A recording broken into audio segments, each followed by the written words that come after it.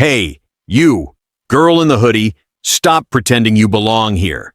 The words sliced through the cabin the moment Maya Ellis stepped into row 14, loud enough for half the flight to hear. "Premium cabin isn't charity seating, sweetheart. Move slower, and you'll melt back into economy where you came from." That was the first thing the villain said about her. That was the start of everything. Maya Ellis, 16, a black stem prodigy with warm brown skin, thin braids pulled into a neat bun, and a quiet, observant demeanor, froze halfway into her row. Her backpack was still in her hand, her boarding pass still glowing on her phone. The man hurling insults at her didn't stop. The business class passenger, late 40s, red-faced, sweaty, stretched suit buttons straining over his stomach, leaned across the aisle like he owned the aircraft. I swear, these kids pop up everywhere. No manners, no sense. Thinking they're business class material just because TikTok told them they're special.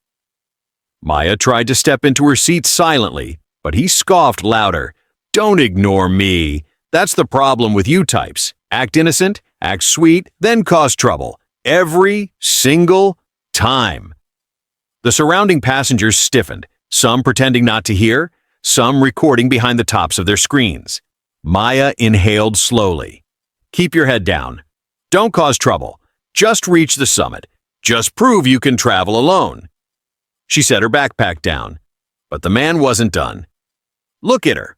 Hoodie, cheap headphones, sitting in a premium seat like it's a public bus. Bet she's using someone else's boarding pass. Her pulse quickened, her cheeks burning. She whispered, "Sir, please, I'm just trying to sit." "Oh, sure," he sneered. "Trying to sit. Trying to scheme. Same thing for kids like you." Before Maya could respond, a shadow fell over them. Air Marshal Blake Connors, 42, white, bulky, buzz cut, scar near his right jawline, eyes that scanned every face like searching for a target. The man who had destroyed lives on flights before this one, though Maya didn't know it yet, approached with a smirk that said he'd already chosen a villain, and it was her. He took one look at Maya and scoffed. Of course it's her. Always the smart-mouth wannabe genius who thinks rules don't apply to her. Maya straightened, confusion sharp in her voice. "Sir, I didn't. Don't talk. Just don't. I've dealt with 1,000 like you. Little attitude bombs waiting to explode." He stepped closer, towering over her. "You barely walked in and already someone's complaining. That tells me everything I need to know." Passengers murmured. Cameras tilted. Maya hugged her tablet to her chest. Blake pointed at it. "What's in that thing? Let me guess. Recording the crew? Tracking security? Planning some TikTok stunt to fake harassment?" "No, sir. It's my coding project." He laughed, sharp and cruel. "Coding? Please, don't insult my intelligence. If that thing had real code, you wouldn't be sitting here dressed like a discount raffle winner." Maya blinked hard, breath trembling. The insults kept coming. "Unlock it, now. I'm not letting some wannabe tech princess play undercover hacker on my flight. I can't. It's encrypted. It's for my dad's... Oh, let me guess. Daddy's important? Daddy works somewhere fancy? Daddy says you're special." Blake stepped even closer. "Let me explain something, sweetheart. Out here, you're nothing but a passenger I decide whether to trust. And right now, you're setting off every alarm." A turbulence warning chimed overhead, but Blake ignored it. The man in the suit added fuel. "Told you! She's trouble! Look at her, shifty eyes tapping on that device nonstop. People like her always think they can fool the system." People like her. She had heard that her whole life. The plane jolted hard. A woman gasped. Overhead bins rattled. Blake seized the moment like he'd been waiting for it. "That's it. Up. Now. You're done." "What? Sir? Please." He yanked the tablet from her hands and slammed it onto the middle seat. "Hands where I can see 'em. Get up. Don't make me repeat myself." Maya's voice cracked. "I'm not resisting." "You are resisting. Classic. Always so dramatic." He grabbed her arm hard enough to jerk her sideways. "Stand up before you embarrass yourself any more than you already have." Passengers gasped as Blake spun her into the aisle. "Attention, everyone," Blake announced loudly. "This juvenile is a security threat. Stay clear." "A what?" Maya choked. I didn't. He slammed her wrist back. Cold metal clamped around her skin. Click. The handcuffs locked. The businessman leaned back smugly. Told you. I can spot trouble from a mile away. Maya's knees buckled as Blake forced her down beside the galley, cameras filming as she trembled. Her wrists burned. Her dignity burned worse. Her vision blurred. Her breath shook. Her world shrank to carpet fibers and humiliation. In that darkness, a verse from her grandmother floated to the top of her mind. Be strong and courageous, for the Lord your God will be with you wherever you go. She whispered it through tears, barely audible. Strong, courageous. Even here, even now. Blake leaned down and hissed, Pray all you want. God won't help you when the report says you were acting dangerous. But he was wrong. This was the moment God saw everything. And somewhere outside this cabin, a man with power far greater than Blake, a father Maya refused to mention, would soon learn what they'd done to his daughter. If you have ever been judged before you even opened your mouth, then what happens next with Maya will make you hold your breath. Don't forget to like and subscribe and stay with Dignity Voices to follow this shocking journey. When the plane lands, the crew thinks they're handing Maya over to police, but the man walking up the jet bridge will freeze their blood. Maya's knees were still pressed to the galley floor when the captain's voice came over the loudspeaker, tight and uneasy.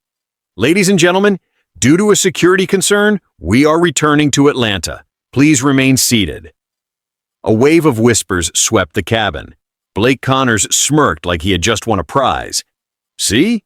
Even the captain agrees. You've turned this whole flight into a circus. He leaned down and tightened the cuffs another notch, because he could. Maya gasped at the bite of metal cutting deeper into her skin. Sir, please. Shut it, he snapped. Save your whining for the cops. They love hearing teenagers lie about how innocent they are. The man in the suit across the aisle chimed in, louder this time, emboldened by Maya's shackles. Should have kicked her off at the gate. I knew she'd be trouble the moment she walked in. Kids like that always are. Kids like that always are. Maya's throat closed. She wasn't even sure which insult hurt more. The ones aimed at her skin, her age, her intelligence, or the ones aimed at the father who wasn't even here to defend her. Blake radioed the cockpit. Marshal to flight deck. Passenger secured. Prepare police handover. The words felt unreal. Police handover. As if she were a criminal, a threat, a monster. But worse was the chorus of agreeing passengers, people who didn't know her name, her work, her dreams, yet nodded as if Blake's lies were gospel. She was acting weird. I saw her typing fast. I heard she tried to record the door. Kids these days think rules don't apply. She looks like trouble. She looks like exactly the kind who does this. Maya squeezed her eyes shut. Her grandmother's verse flickered again, faint but glowing inside her bruised chest. Be strong and courageous. The Lord your God will be with you. She whispered it again, even though her voice trembled. But the humiliation wasn't done. Blake grabbed her by the elbow and hauled her upright as the plane touched down with a heavy, jarring thud. Walk, he ordered. Don't make me drag you like a toddler having a tantrum. Passengers stared, phones recording like it was entertainment. One woman muttered, I hope they put her on some kind of list. Another whispered, she looks dangerous. You never know with them. With them.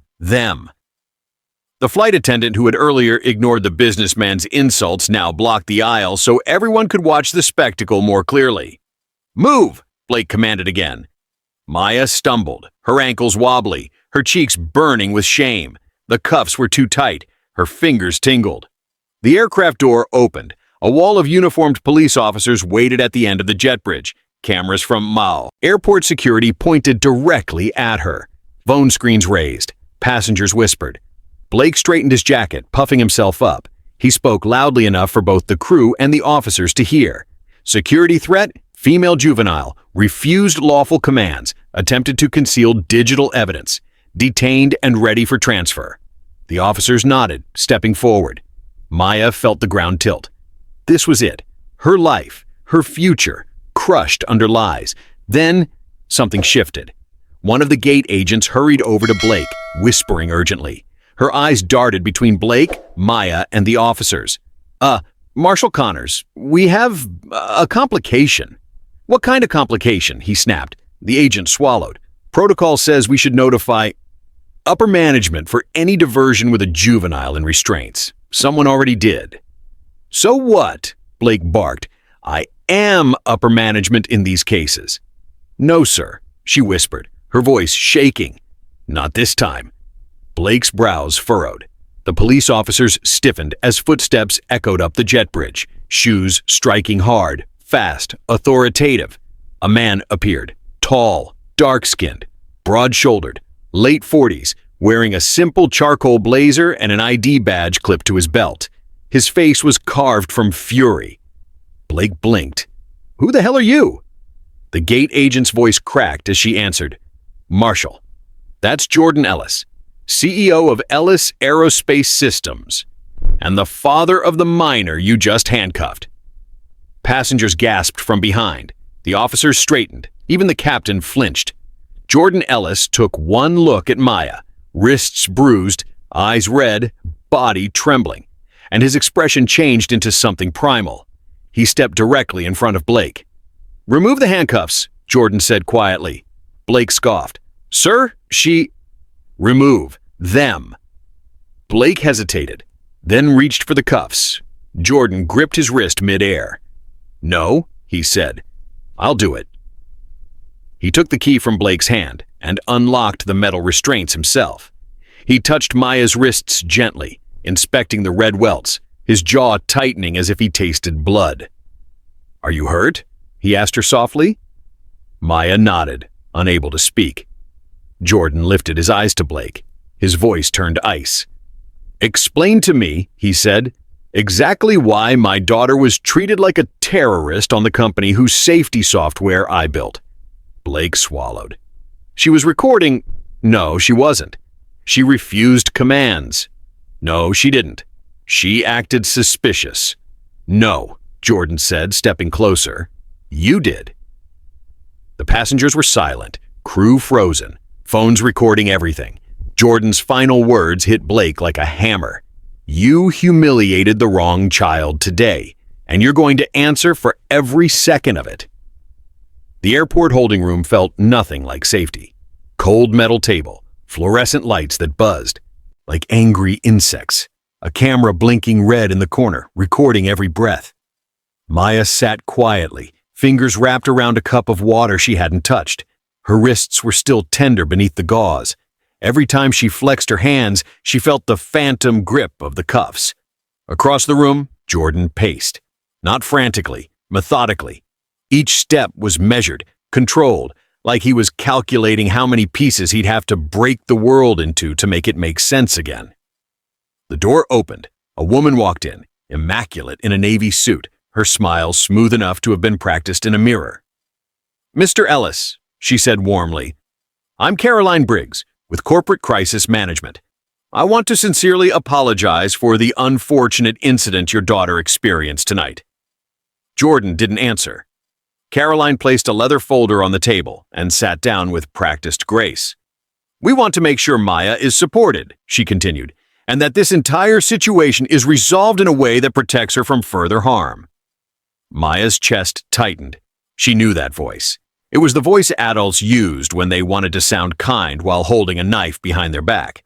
Caroline opened the folder and slid a packet toward them.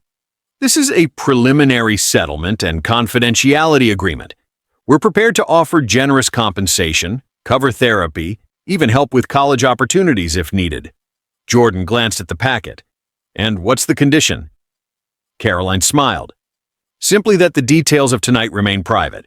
No interviews, no social posts, no legal action. We close the matter quietly." "Quietly," Jordan repeated. "Yes," she said, "for Maya's protection. You know how quickly online narratives can turn cruel, especially against minors." As if on cue, her phone buzzed. She checked it, then turned the screen toward them.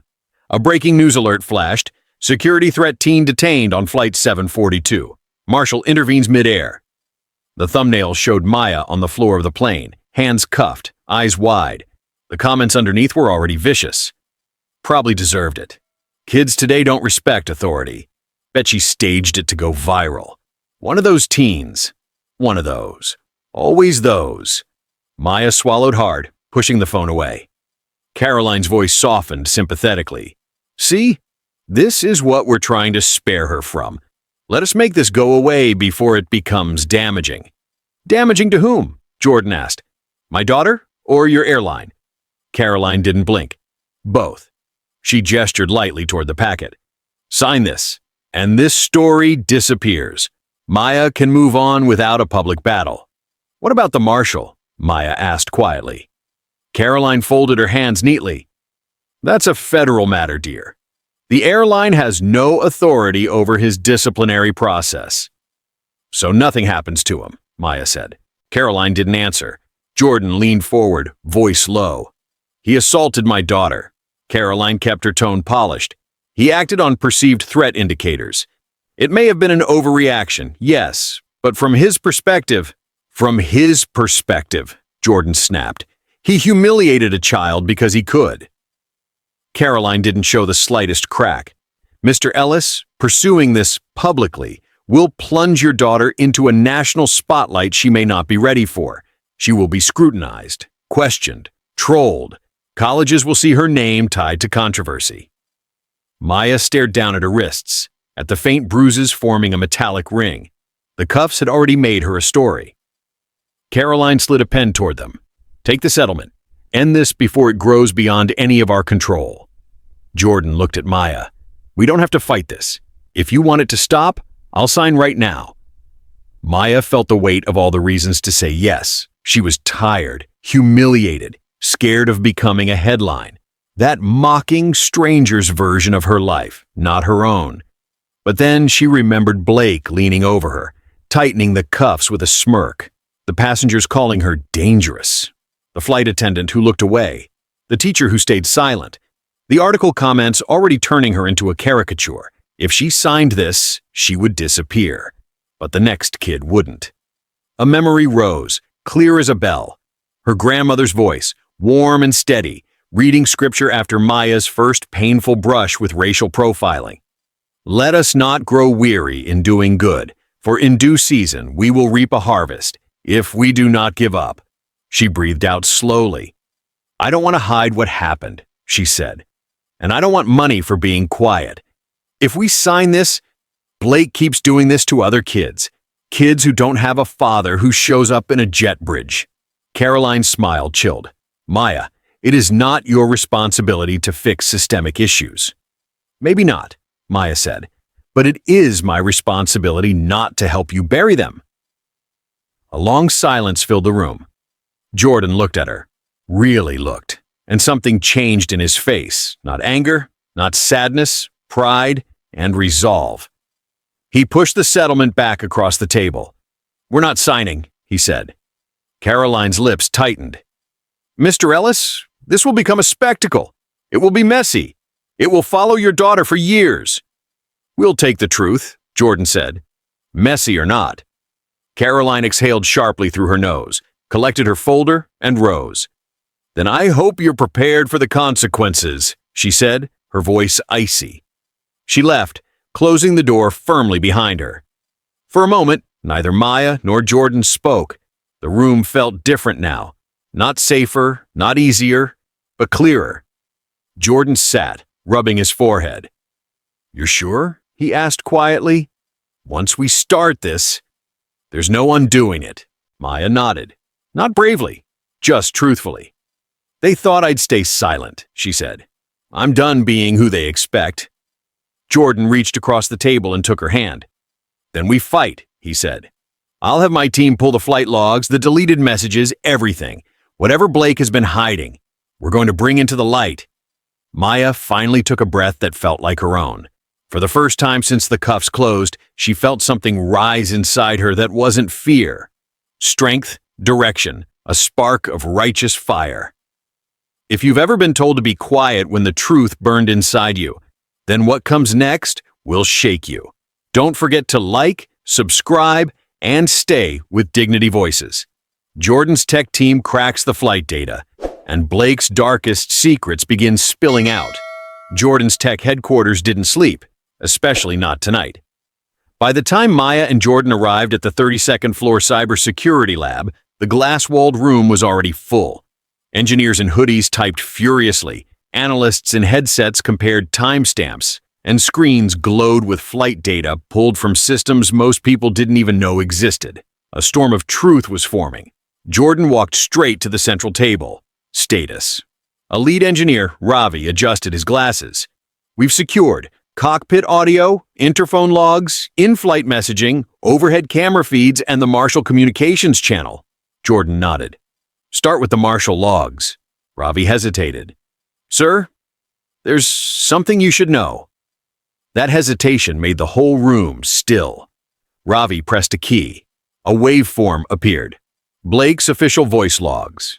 Except, they didn't match. What is this? Jordan asked. These, Ravi said carefully, are redacted copies the airline sent to federal storage. But the originals, connected through your security contract, show something very different. He opened the true file. Blake's voice poured through the speakers. Potential disruption in premium cabin. Passenger appears agitated. Possible concealed device. Jordan frowned. Maya wasn't agitated. Ravi clicked another waveform. Blake's voice again, this time lower, colder, clearly unaware he was being recorded before switching channels. Got a teenager up front. Hoodie, attitude, wrong seat. You know the type. If she gets twitchy, I'll neutralize early. Not playing games today.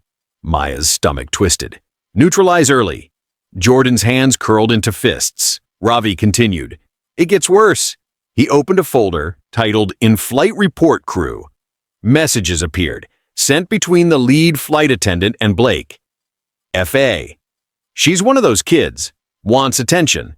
Blake. Don't worry. I'll shut her down before she becomes a problem. F.A. Passenger in 14B wants her moved. Says she's recording things. Blake. Perfect. I'll use that. Maya felt her breath catch. It was planned, she whispered. He wanted an excuse. Ravi nodded grimly. He exploited the complaint before verifying anything. Another engineer called out, Sir, you need to hear this. On a second screen, cabin camera footage from moments before the turbulence played. Blake wasn't reacting to Maya. He was watching the businessman in 14B, waiting for a cue. And when the man pointed at Maya, Blake smiled, just slightly, before standing up. Jordan's jaw tightened. Pull everything on that, Marshal. Ravi opened a classified disciplinary file, one hidden behind an FAA firewall. Lines of text scrolled. Complaint 1. Excessive force against 15-year-old black boy, 2019. Case dismissed for lack of evidence. Complaint 2. False threat escalation against Latina teen accused of recording security footage. Settlement sealed. Complaint 3. Passenger restrained for aggressive attitude. Video later deleted.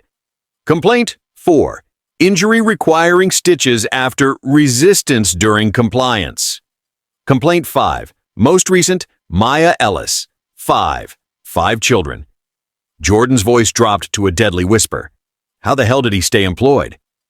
Air marshals operate under broad discretion, Ravi said. If they claim a threat, they're protected unless proven otherwise. Most victims settle quietly, like the airline just tried with you. Maya looked at Jordan. Everything in her wanted to cry, scream, break something. But instead, she said, Play the cockpit audio. Ravi pressed another key. The captain's voice crackled through the room. Marshal Connors reports non-compliance, recommends early diversion. Co-pilot. From the girl in row 14? Captain. Yes, says she attempted to hide device and resist instructions. Co-pilot. Skeptical. She looked scared, not dangerous. Captain. He insists we divert now. Says he'll take care of the optics. Maya pressed a hand to her mouth. Take care of the optics. Jordan closed his eyes briefly, steadying himself as if to keep from exploding. Ravi pulled up one last folder. This is from a whistleblower, he said. The junior attendant from your flight. She emailed anonymously 10 minutes ago. He opened the message. I'm sorry. I should have stopped him. He intimidates crew. If we argue, he threatens to mark us as security liabilities. What happened to the girl was wrong. He planned it. I can't stay silent anymore." Attached were deleted crew notes, recovered from back-end storage. In them, the lead flight attendant described Maya as visibly defiant, non-compliant juvenile, acting suspicious before takeoff, raising her voice, none of which happened. And then the most damning line, Marshal Connors advised pre-flight that a disruptive passenger profile may emerge from row 14. He flagged Maya before she even sat down. Jordan stared at the screen like it was radioactive. "This is systemic," he said slowly. "He targeted minors. He falsified reports. He intimidated crew, and the airline covered him because he kept flights orderly." "Sir," Ravi said cautiously, "what do you want us to do next?" Jordan didn't hesitate. "Build a complete digital timeline. Every message, every camera angle, every audio file. Sync them, back them up. Then send copies to my legal team, the FAA Oversight Office, and the Senate Transportation Committee." Ravi blinked. "All of them?" "All of them," Jordan repeated. "This isn't a complaint anymore. It's an exposure." Maya stepped closer to the monitor showing the 5 cases. 5 young faces blurred out in sealed documents. 5 stolen flights. 5 lives reshaped by one man's power. "I wasn't the first," she whispered. "He's been doing this for years." "And you," Jordan said, voice thick with something between pain and pride, "might be the last." Maya swallowed. Her hands shook, not from fear this time, but fury. "He wanted to break me," she said softly. "But all he did was prove how broken he is." Lighting overhead flickered as if the building itself felt the shift. Ravi cleared his throat. "Sir, you should also know, once this evidence spreads, Blake and the airline will retaliate. They might come after Maya publicly. They might smear you. They might try to bury the whistleblower." Jordan nodded grimly. "Then we stay ahead of them. The truth is our shield." He turned to Maya. "You still want this?" he asked. "Once we release this, there's no turning back. It becomes national." Maya looked at the screen one last time. The kids, the lies, the power that had nearly crushed her, and her own face, still visible in that plain aisle frame, scared, handcuffed, alone. "Dad," she said, voice steady. "He handcuffed a child for sport." Then, "I'm done letting people rewrite the truth." Jordan nodded once. "Then we finish what he started," he said, "but with real justice." The next morning, the world woke up on fire. Maya didn't realize it immediately. She sat on the couch in her father's penthouse, wrapped in a blanket, staring at her tablet. The same device Blake had ripped from her hands. It was cracked at the corner, as if the flight had left its mark there too. She refreshed the screen. New notifications exploded across every app. "Mass Flight 742. A handcuffed teen, justice for Maya." Her stomach tightened. "Dad, people are already talking about it, but nothing from us yet." Jordan stood at the floor-to-ceiling window, phone pressed to his ear, staring down at the skyline like it was a battlefield, and he was memorizing every angle. "Release the synchronized footage," he ordered someone on the other end. "No edits, no commentary, just the truth." He hung up. A moment later, Ravi's encrypted message pinged. Maya's tablet. "Upload complete. Timeline synced. Evidence package delivered to press, FAA Oversight, Senate Transportation Office." Jordan sat beside her. "Once people see the real sequence of events, there's no going back." Maya nodded, heart thudding. Within minutes, the videos hit the internet. At 9:12 a.m., the first synchronized playback appeared. Camera feed, cockpit audio, in-flight messages, whistleblower confession. It spread like wildfire. Comment sections erupted. "He planned it. He targeted her before she even boarded. This man is a danger. How many kids did he do this to?" News outlets picked it up next. "New evidence exposes Air Marshal's abuse of power." 5 minors. Targeted by same officer? Whistleblower reveals pattern of intimidation. And then, video contradicts official report. Teen never resisted. Maya held the blanket tighter around herself. She had wanted the truth out, but the speed, the heat, the noise of it all rattled through her ribs. Her phone vibrated again, a message from an unknown number. "I was one of the kids he restrained in 2021. Thank you for not letting him get away with it again." Another, "Your courage is giving us courage." Her eyes stung. She wiped them quickly. Jordan watched her silently. He didn't tell her to stop reading. He didn't tell her to brace herself.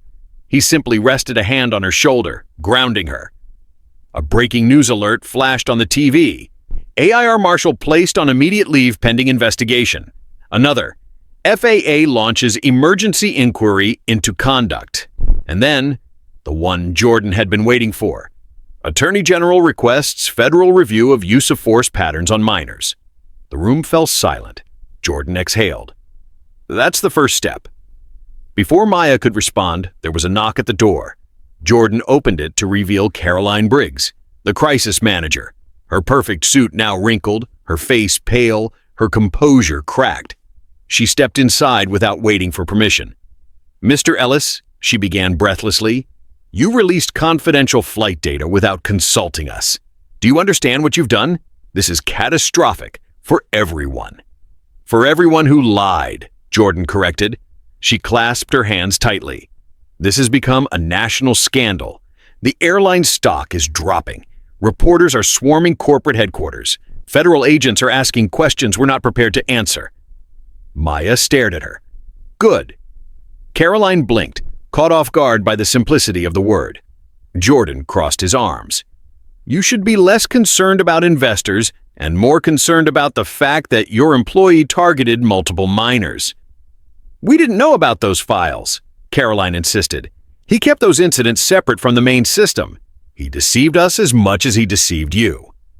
Maya's voice cut through the room, quiet but hard. "You tried to buy my silence. That's not deception. That's complicity." Caroline flinched. "Maya, look, I was doing my job. You must understand. Companies avoid litigation not because victims don't matter, but because your brand does," Maya interrupted. Caroline's polished veneer finally cracked. "This could cost thousands of jobs." Jordan met her gaze without blinking. "The only job I care about right now is the Marshal's, and making sure he never wears a badge again." The crisis manager's voice trembled. "He's denying everything. He claims the video was altered." Jordan actually laughed, a short, humorless sound. "We have the raw files, the metadata, the encryption stamps. He won't outrun this." Caroline looked from Jordan to Maya, then back to Jordan. "What do you want?" Jordan didn't hesitate. Full cooperation with the investigation. Immediate suspension of every crew member who contributed to falsified reports. Compensation to every victim he harmed, not just my daughter. And public acknowledgement of wrongdoing. Caroline inhaled sharply. "That's monumental." "That's accountability," Jordan said. She swallowed hard. "I'll take this to the board." "Do that," Jordan replied, "and tell them Maya isn't going away."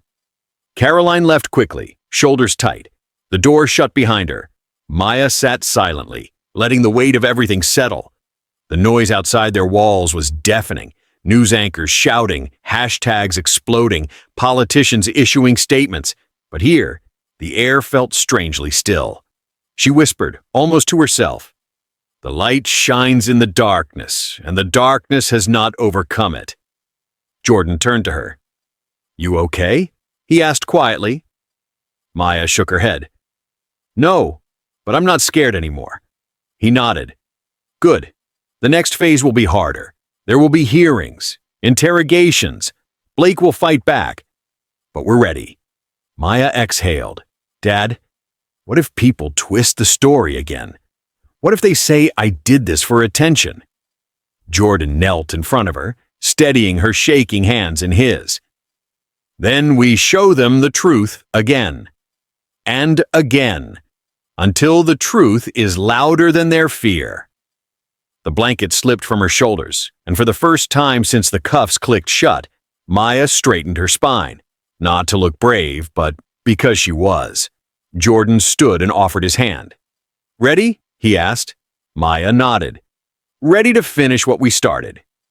If you've ever watched truth finally break through a wall of lies, Scene 6 will show the reckoning that follows when the nation demands answers. Now don't forget to like, subscribe, and stay with Dignity Voices.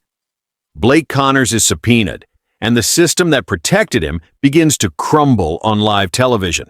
The Senate chamber looked nothing like Maya imagined. She thought it would feel noble.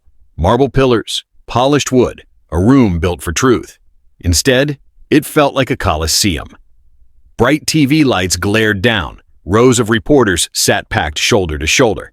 Cameras pointed like weapons. The murmuring crowd smelled of tension, coffee, and expectation. A hearing title glowed on every screen: Federal Review of Air Marshal Conduct and In-Flight Use of Force. Maya sat beside Jordan at the witness table, her hands folded tightly. Beneath the surface of her calm face, her pulse hammered like a second heartbeat. Jordan placed a hand on her shoulder. "You don't have to speak if you don't want to." Maya stared straight ahead. "I do." The room quieted suddenly. Blake Connors entered. The air seemed to thicken. He wore a pressed suit, jaw clenched, eyes cold. His attorney flanked him like a guard dog. They walked past Maya and Jordan without looking, but Maya caught the slight twitch in Blake's mouth. The same smirk from the plane, diluted but still alive. He didn't expect consequences. He expected to skate through like always. He sat at the opposite table. Cameras swung between him and Maya like they were measuring a battlefield.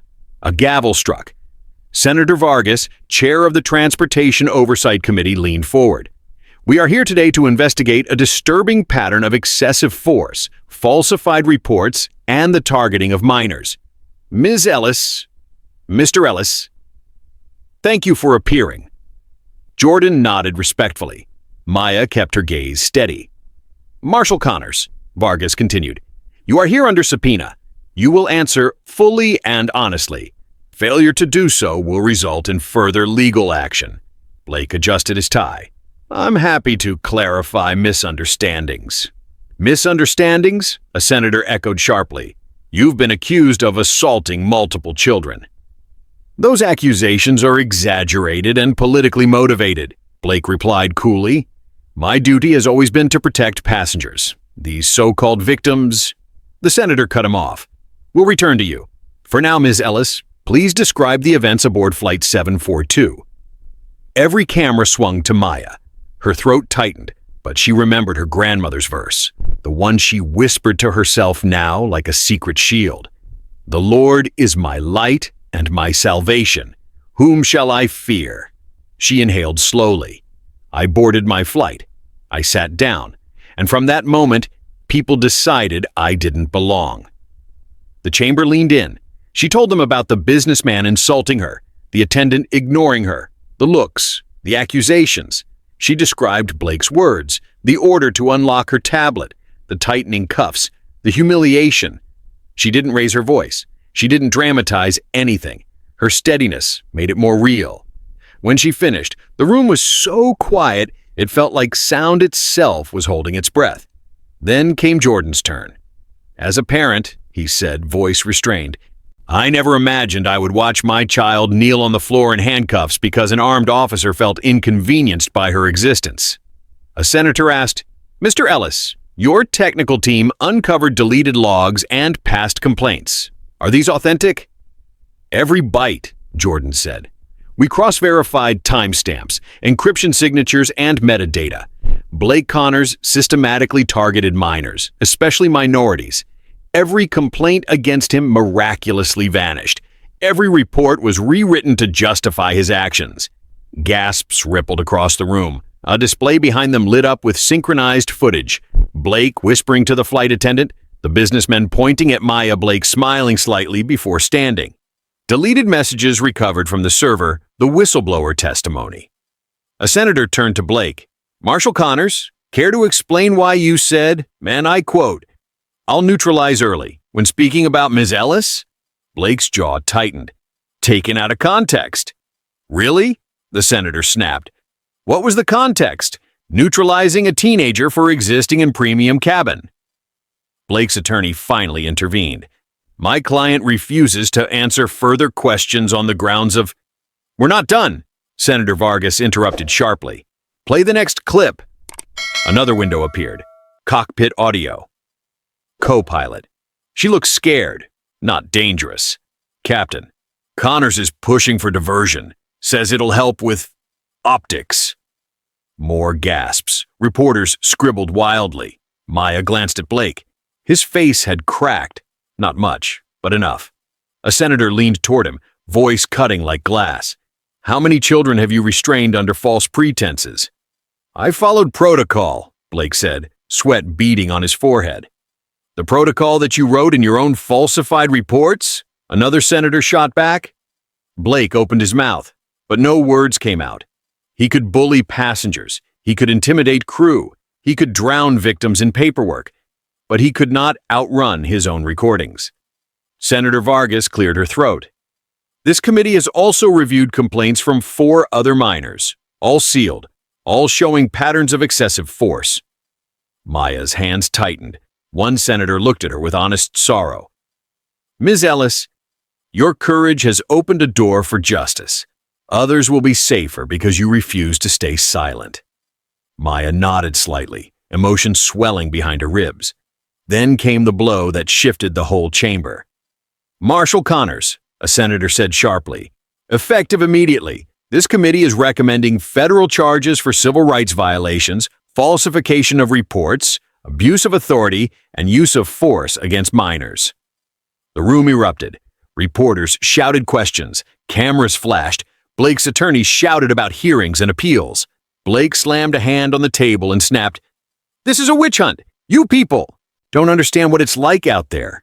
If she had just obeyed— Jordan stood so suddenly that everyone froze.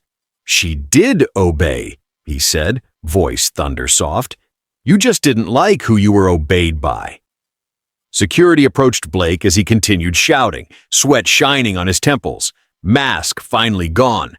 Maya watched him unravel. This man had tried to break her. Now the world saw who he truly was. Reporters flooded forward. Maya breathed out, whispering to herself, The truth shall set you free. And it already had. The courthouse hallway hummed with reporters, journalists, and flashing lights. The congressional hearing had cracked the shell. Today would break it open. Maya stood beside Jordan as their attorney guided them through the crowd. People whispered her name. Some nodded in support. A few held small signs. We believe you, Maya. Protect our kids. She didn't feel like a hero. She felt like someone walking into a storm she didn't choose, but would no longer run from. Inside the federal courtroom, every seat was filled. A marble seal loomed above the judge's bench. The air was thick, charged, waiting. Blake Connors entered through the opposite door. His swagger was gone. No calm arrogance, no easy smirk, only a forced tightness around his eyes, like the walls he'd built for years were finally closing in. He sat at the defendant's table, hands clenched, eyes flicking toward Maya once, then away, like he couldn't stand the reflection of what he had become. The judge entered. All rise. Everyone stood. Maya's heart thudded against her ribs.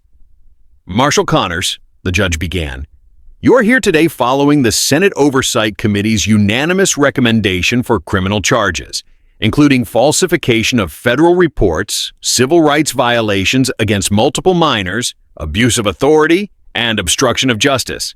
Whispers rippled across the room. Blake's attorney rose. Your Honor, my client maintains— But the judge raised a hand. We will begin with evidence. Jordan's legal team stepped forward. The courtroom lights dimmed slightly as screens flickered on. A synchronized timeline appeared. Clean, unaltered, indisputable. Everything Blake had tried to bury lit up the whole room. The seat complaint from the businessman, the flight attendants enabling messages. Blake calling Maya one of those types. The smile before he stood. The tightening of cuffs. The cockpit audio. The whistleblower testimony. And finally, the 4 prior minors he had restrained. Faces blurred. Stories identical. Reporters scribbled desperately. Jurors leaned forward. Even the judge's eyes darkened. This, the prosecutor said, pointing to the screen, is not protocol. This is not security. This is predation under the color of authority. Blake's attorney tried to stand. Your Honor, these recordings, the prosecutor countered sharply, were verified by 3 independent forensic teams, including federal cybersecurity analysts. The defense lawyer sat back down.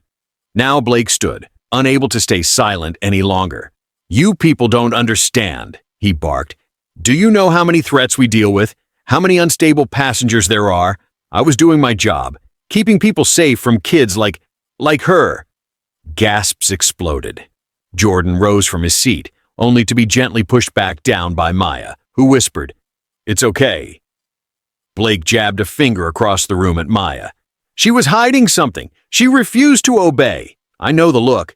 She was the type who starts trouble, who acts sweet until… Marshal Connors. The judge's voice boomed like thunder. That is enough. But Blake couldn't stop spiraling. He was unraveling thread by thread. You don't know what it's like out there, he shouted. You let your guard down 1 second and… The judge slammed her gavel. One more outburst, and you will be removed. Silence fell like a dropped curtain. The prosecutor stepped forward again. Your Honor, may the victim speak? The judge nodded. Ms. Ellis, if you wish. Maya's pulse roared in her ears. She stood slowly, legs trembling but steady. She looked at the jury, 12 strangers holding a piece of her future, and spoke softly. I didn't ask to be here. I didn't want any of this. I just wanted to fly to my dad's event. I just wanted to write code and mind my business. Her throat tightened. But he saw me as dangerous before I even spoke. He saw my age, my skin, my hoodie, and decided I wasn't a passenger. I was a threat. The room held its breath.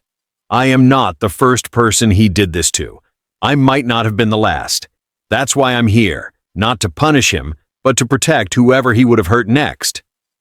Her voice wavered, then steadied as she added the verse that had carried her through every moment of fear. No weapon formed against you shall prosper, and every tongue that rises against you in judgment shall be condemned. The words echoed through the chamber. Some people closed their eyes, others nodded. Even the judge paused for a long moment. Thank you, Ms. Ellis, she said softly. You may be seated. The jury deliberated for only 47 minutes. When they returned, everyone stood again. Maya gripped the edge of the table. On the charge of falsifying federal incident reports, guilty. On the charge of civil rights violations against minors, guilty. On the charge of abuse of authority, guilty. On the charge of obstruction of justice, guilty. Blake sagged, the verdict crushing him from the inside out. The judge's voice cut through the silence. Marshal Connors, you are hereby sentenced to 8 years in federal custody, permanent loss of your federal badge and authority, and mandatory restitution to every victim you harmed. It was over.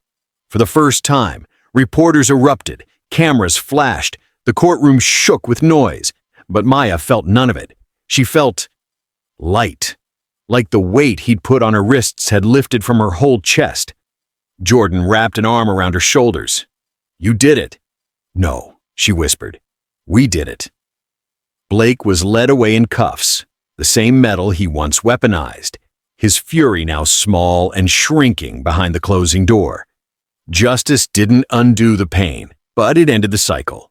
The public verdict against Blake Connors didn't just ripple across the country, it reshaped it.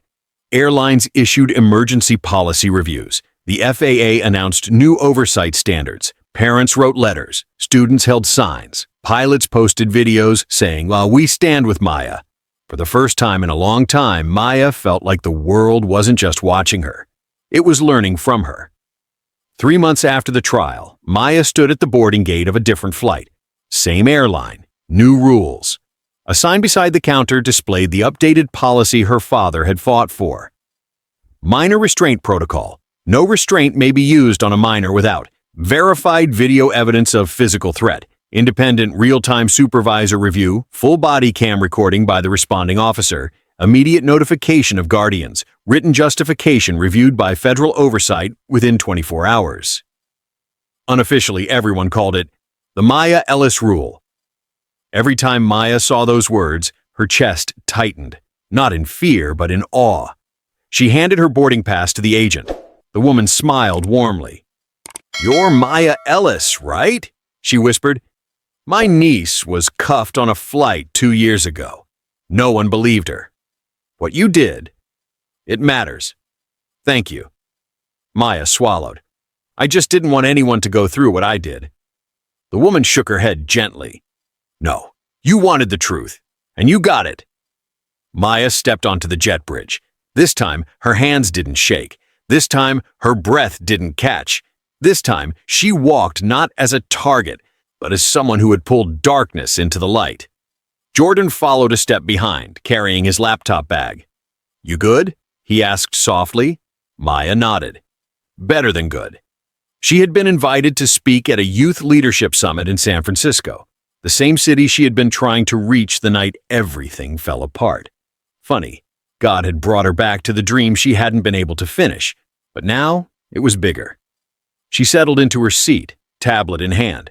Not cracked anymore, repaired by one of Jordan's engineers with a gold-threaded plate that read, "Unbound."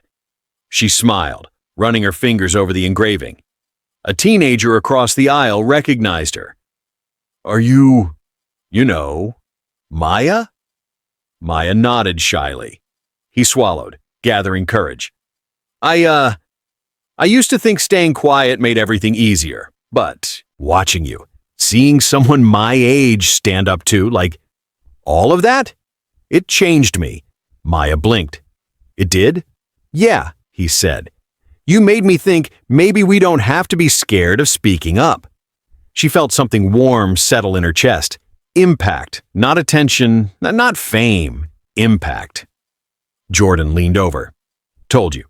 Your voice mattered before you even realized anyone was listening." The boy added, "My youth group actually read this verse after your hearing." He pulled it up on his phone. "No weapon formed against you shall prosper." Maya smiled. "That verse carried me through a lot." He nodded. "It shows." The boy returned to his seat. Maya exhaled slowly. For the first time, she felt her story not as a wound, but as a seed. Just before takeoff, the captain stepped into the cabin and cleared his throat. "I normally don't make announcements like this, but today is special. We have a very important passenger aboard, Ms. Maya Ellis. Thank you for your courage.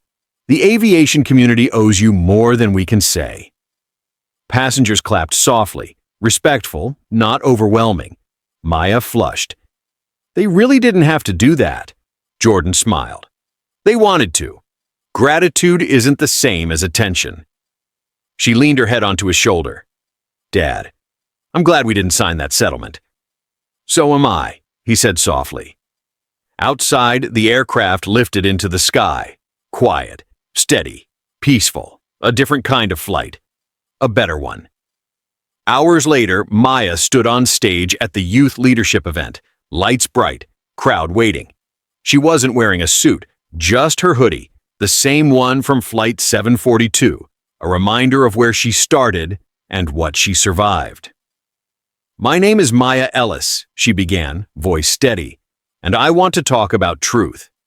She told them about fear, about silence, about the moment she realized truth wasn't meant to be whispered. It was meant to be lived. She spoke not like a victim, but like someone who had returned to reclaim something stolen. At the end, she said, "Courage doesn't begin when you're ready. It begins the moment you stop letting fear decide who you are." The room rose to its feet. Later, Jordan hugged her backstage. "You didn't just survive," he whispered. "You transformed." Maya looked out at the audience, clapping for her. "No," she said. "God transformed everything around me." Maya wrote in her journal on the flight home, "I used to think courage was something loud, shouting, fighting, winning, but now I know courage is a quiet decision you make long before anyone sees it." She read one final verse, tracing the words slowly. "The light shines in the darkness, and the darkness has not overcome it." John 1:5. That was her story. Darkness tried to bind her, but light, God's light, unbound her instead. If you've ever felt silenced, underestimated, or pushed into a corner, Maya's story is your reminder that God can turn the smallest voice into a roaring truth. Don't forget to like, subscribe, and stay with Dignity Voices for more stories of courage, justice, and faith. Because sometimes one person telling the truth can change an entire system, and sometimes that person is you.